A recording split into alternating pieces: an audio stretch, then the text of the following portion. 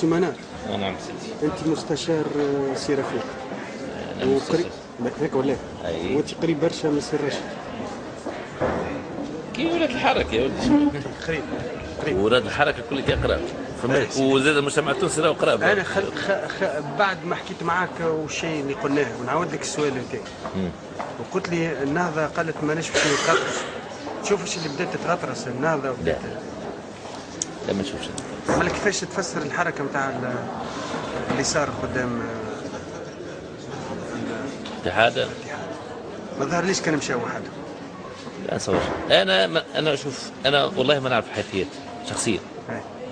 وانا استاء انه فما ناس مش تعطت على الاتحاد. انا كمنار كمنار وعضو في النهضه. لا خاطر انا ما دخلتش في النيغوسياسيون هذه ما نعرفش، لكن انا كمنار وعضو في النهضه وعضو في التونسي وكذا استاء انه واحد يفسد فرحه الاخر.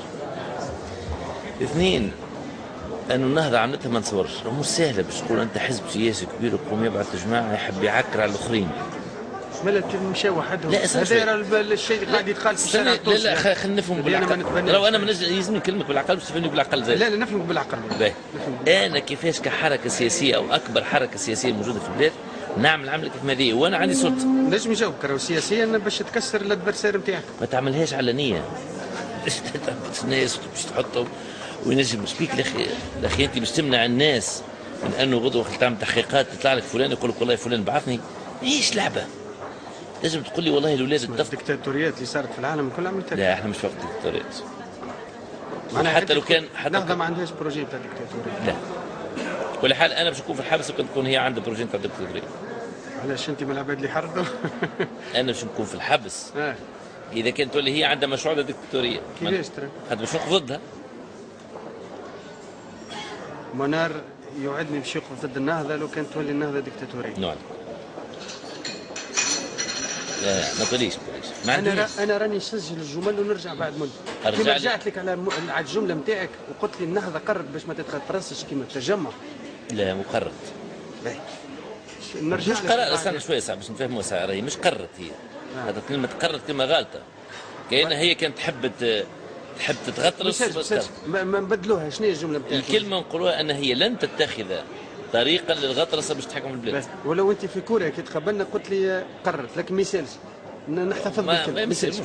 المهم في النية. مطبعي ما يسالش. المهم في النية. خلينا نكلمك انا شويه خذ من عندي بالطريقتي انا ساعه بغير بطريقه. لا انا ديما نقبل طريقه الناس. اي اعطيني شويه وقت. اعطيني شويه وقت. نتصور خلينا نشوف الانتاج. الحركه حتى بالتغطرس عندها دوله راهي عندها مؤسسات دوله لازم تغطرس بطريقه او باخرى. انا فما طرق ثانيه اللي عنده اساليب دوله مش يحب يقضي على الانفصال نتاعو. ما نتصورش اللي فما حاجه امبليكي في الشيء هذا كحركه او كحكومه ذات. ما نتصورش. ما صعيب ياسر نتصورها. اللهم هم هبلوا. اللي صار انك تجي كاتحاد تطالب بتغيير جذري ونرجعوا معناها نجي انا نحب نعمل كذا ونحب انا نقصي مغير عن طريق القضاء. هذه اكبر غلطه التي لا يجوز ان ننزلق فيها. ما نجمش ما نزلقش فيها. لكن سامحوني تو علاش الناس كلها مكبشه بس دي غلطه. الاتحاد كيفاش لا رياجي وحتى واحد ما قال يا ودي هذاك اش هاز وغادي. لا معاك. لا اش هاز هو عنده لا هو عنده الحق باش يمشي. شوف خلينا نتفقوا. انا شوف انا واحد خلينا نتفقوا. انا متعارك مع واحد خلينا نتفقوا 31 سنه عايش في مصر. خلينا نقول لك انا كيفاش نفهم. انا من حقي باش نمشي كمنار كشخص كمجتمع. انا ولو متعارك مع كيف ما غدوه احنا متعاركين مع الحكومه ماهيش عجبتنا الحكومه نمشيو غادي كيف قدام القصبه باش نعملوا اعتصام.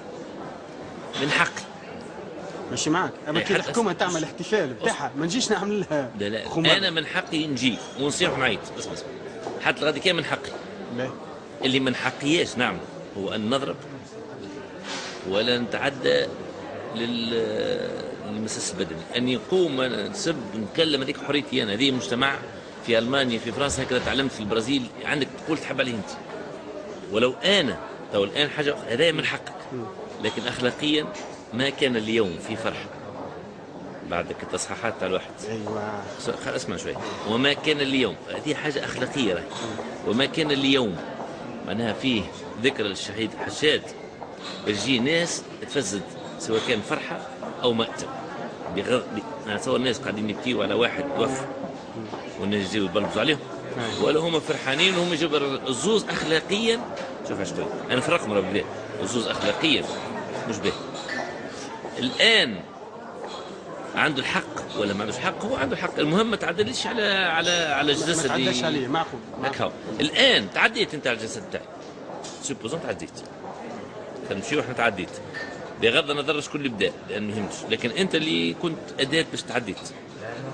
كي تعديت تاع الجسد نتاعي لهنا ما عادش نربط هذاك بالحكومه ونطلب المؤسسات، غلطه لهنا. هو الربط يا تعمل هيك وقت شو اللي هو الحكم الفعلي اللي باش يولي غطرس والاتحاد. اي ما محسوب على النهضه، والنهضه هي في لا مش محسوب على النهضه، محسوب على النهضه. ما دام تدافع عليه هذا كلام مش صحيح. هي تدافع علينا وثبتنا زاد. انا في قداش مره قعدت مع بعض الناس سبونا حتى شبعنا، لكن نهارات شوف هو عندهم قداش مره وقتاش عملوا الفيسبوك لبعض ولا خاطرها تو عندها فتره مده مش عارف شنو سبونا حتى نشبهوا انهم هما خلينا نقولوا يمشيوا في الخط العام ربما اللي نهضه فيه. ما نقولكش لا، او معظمهم النهضه، اي معظمهم، لكن مش معناها راهو كان معظمهم النهضه هم خايبين. خلينا نقولوا خلفيهم على حاجه، معظمهم النهضه حق من حقوقهم. انا اسف سؤال باش نتفقوا به. احنا عدد النهضه، عدد المنخرطين، عدد اعضاء النهضه قداش؟ ما نعرفش. قدام كومباريزون بالناس اللي يحبوها باش تعدي بسيط. ما نعرفش. اي باش تعدي بسيط. العالم الكل هكذا، الاحزاب الناس اللي يحبوها عدد المنخرطين فيها، الناس اللي يمشيوا ويجيوا. مش معك. اي بالتالي انت وقتاش تبدا تحاسب النهضه؟ مش على خاطر واحد يحبني انا مش عمل. قداش من واحد انت يحبك يكسر لك خلاقك؟ لا مش هكاك. هي العباد لايمه على خاطر من العباد اللي يحبوك حكومه مشاو غلطوا، مشيت ساندتهم وهم غالطين. لا ما سندتهمش. انا قلت لو انا نتكلم العباد ولا تقول حتى سي الغنوشي ولا يسابوتي في الواحد. لا انا نفهم كل واحد كيفاش يفهم. راني مش قاعد ندافع على الشيخ راشد. انا سمعت المقولات اللي قالها ونقراها بطريقتي انا، مش نقراها بطريقه اللي يحب يقراوها لي. انا نقرا بطريقتي انا. طريقتي الشيخ راشد كي خرج قال كالتالي، قال وقت طلب الاتحاد باش بالاضراب. ما هو احنا اللي يهمني انا في الامباكت. انا كسياسي اللي يهمني نقرا النتيجه. تقول لي انا نحب نعمل اضراب، انت ما جيتش قلت يا ودي انت ايش رايك باش هو يقول لك والله يضرب المظلوم. جيت تقول لي انت عندي اضراب، واضراب في تونس اضراب عام مش حكايه سهله. لا حكايه برشا شوي. كي جيت تقول انت اضراب انا ما عادش يهمني. اول شيء يهمني انه نوقف الاضراب، نفهم ساعه علاش الاضراب باش يصير. تقول لي والله واحد جاي اعتدى عليه، يا اخي عندك الحق هو جاي اعتدى عليك تقول تعمل اضراب مش صحيح. ما عادش ندخل في الاليات شكون ظالم شكون مظلوم. انت راك كمجتمع مدني، انت كمؤسسه نقابيه تلعب انت. من واحد يقول لك يتعدى يضربك انت تقول نعمل اضراب انا؟ ما الحكومه داخله فيها. تو سي عباسي نفسه يقول سي عباسي نفسه يقول انا لازم نتكلم مع الحكومه. طب الحكومه اللي بعثت لك الناس يا سيدي برا نصوروا النهضه بعثتهم، برا نزيدوا نمشيوا اكثر. امشي يحكي مع الحكومه. انت باش تحكي مع الحكومه ما تمشيش تمشي تعمل اضراب. ايش معنى تعاقب في الحكومه وتعاقب في الاضراب؟ يا سيدي سوبوزون. بالتالي انا كانسان من وقت بجيت تقول لي كلمه ما نخش نقول لك والله اللجان حمايه الثوره هم غالطين ولا سبب. لا، لانه فما منطق غلط ساعه. هذا المنطق اللي لازمنا نحاربوه. هذه منطقه ديكتاتوريه، هذه منطقه اللي تعودنا عليه في تونس. انا من لوم جماعه الاتحاد خذوا الواحد هذا. هي حق بعدين تخرج تقول لي والله انا من اجل تونس بطلت الاضراب.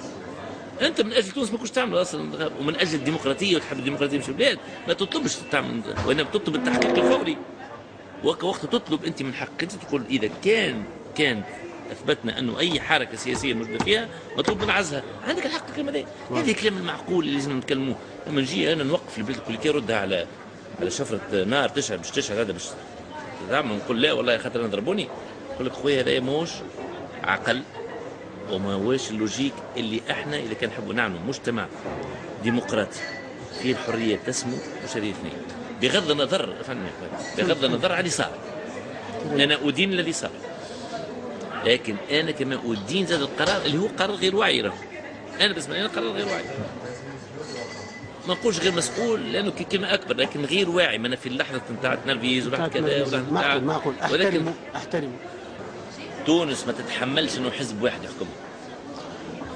ان شاء الله تطلع صحيح يا سي منار. لا انا هاتو تشوف خوك ما باش نرجع لك بعد سنوات انا تو كما حكيت معك المره اللي فاتت. ما تنجمش عندنا اخر مره عام، هاني رجعت لك تو ما تنجمش بعد عام نرجع لك. بعد ما تنجمش الحركه تغلط غلطه وانا تمشي في خط هي تحكم في البلاد. ما تنجمش الحركه تصور المجتمع التونسي باش يولي خوانجي، ما فماش. باش يولي كيما نهضاوي مثلا. لا نهضاوي، خليك من ايران بعد عليه تولي نهضاوي ما عندهاش علاقه بايران. ما تنجمش معناها فما انت وخوك مش كيف. انا وخويا مش كيف صحيح. انت وولدك مش كيف. انت انا وبنتي مش كيف. انا ومرتي مش كيف. انا وبنتي مش كيف. انت اللي تقتنع به ربما هي لا تقتنع به، وتحب وانت ما تحبوش هي. ورغم انت مربيها وانت ساهر عليها وانت مقريها وانت كذا وانت مختلف على الجيل الاخر. تو الجيل الاخر. اي بالتالي مش حتى على الجيل، حتى وانت خوك. حتى انا خويا صحيح، لا ماشي معك. اللي فرد جيل انت وياه. فرد جيل ماكش كيف. واحد تلقاه على اليمين الاخر تلقاه على اليسار، واحد يحب معناها تو في النهضه مختلفين في بعضكم. هذاك اللي خلى العباد يقولوا مختلفين كلمه غلطه. مختلفين كلمه غلطه. ايش يلزم نقول؟ مختلفين خاطر الاختلاف يوصل العرك. لا اختلاف، التنوع. النهضه اللي باهي التو فيها تنوع ديفرسيتي. التنوع معناها النهضه التو لا تزال، وهذاك الباهي اللي في النهضه وهذاك اللي نحب ابني في النهضه بصراحه. انا لو كنت في حزب اخر ممكن ما نجمش نروح. انت نهضوي، انت من المؤسسين ولا؟ لا ماكش من المؤسسين، انت جيت بعد. انا جيت بعد الفتره ديك، لكن ربما انا المؤسسين في العمل المهجري، يعني في على المانيا ولا قلت هوندي جونج سبريخن كاينه دوتش. هذاك الباهي التنوع اللي في الحركه مش لازم نكمل معاك خاطر الكاسيت باش تشوف. سامح الله الكاسيت. سامح الله الكاسيت. شنو اخر تحب تسني خويا؟ تونس بخير. باش نرجع لك بعد بعام. باش نقول لك تونس بخير ان شاء الله. تونس وراهو بعد الثوره راهو فما فوضى تاتي. هي ميبونس هي فتنا تو بيندو باش نعملوا عويمين. لا وعويمين شويه. لا المشكله تعرف ايش؟ انا قلت لك قبل نعاودها لك اليوم. الاشكال في تونس انه احنا مركبين بالعكس. البلاد الوحيده في العالم كل اللي مركبه هي بالعكس. كيفاش؟ في اصل الثورات فما رجل يقود الثوره ويكون رئيس تنفيذي. اي الناس كل تبع. اي لا وفما حاجه اخرى عاد، ويجي هو يعمل مجلس تاسيسي باش ياسس للدوله اللي هو بدا يقود فيها. اي هذا في اصل الثورات. احنا جينا في الاعتصام رقم 2 والله يبارك في شباب الثوره اللي عملوه باف، وضربنا في الاعتصام رقم 2 قصبه رقم 2 ضربنا حتى الرئيس والرئيس المؤقت والدنيا كل كاين مشات.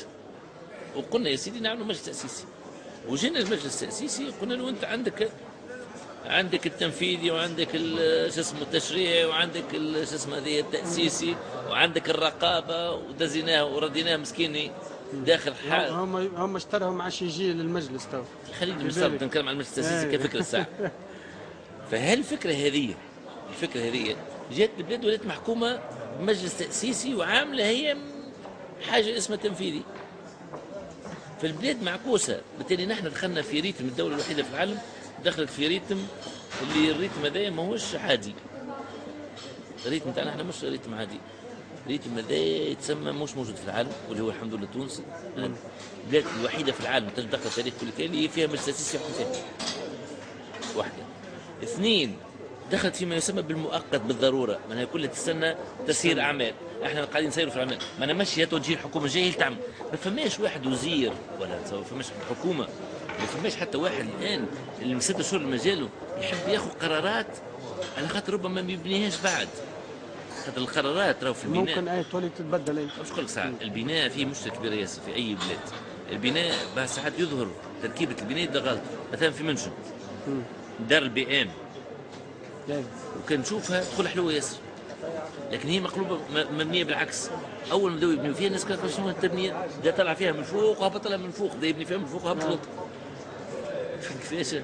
فبالتالي معناها مرحله البناء انت تشوف بعض الناس وحدك اللي يصور يقدر يصور بعدين تطلع تصويره حلوه ما تفهمش فيه ايش قاعد يعمل. ولذلك الاركتيكتور تحتاج الى وقت، وكل الوقت هذاك هو المهم ياسر. وبالتالي سي وزير ولا سي رئيس حكومه ولا رئيس دوله ما نجمش يعمل برنامج هو عارف روحه انه يسير في الاعمال. ينجم يطفي بعد، وهذا اللي عايشين في تونس احنا. بما انه هي الثوره تحتاج الى فوضى بالضروره، فنحن في حيث فوضى تبدا الحقيقه الواحد تونس بيسبيها. راهي تونس تلبس بها قدام دول ثانيه. حاسين باهي معك يا سي منار، واحد يتهز له المورال يروح فرحان كل شيء لاباس تو امورنا امريكا. انا تو المورال تهز لي مع السي منار. ذكر كنت متغشش وابس كنت متقلق، توا المورال تهز لي مع السي منار. منار هز لي المورال صديق، هز لي المورال. احترامات. لا لا نقول انت انسان تهز المورال برشا، دو كل وين تو باش يتيح المورال نجيك يا سي منار. احنا اخوات. اخويا تعيش.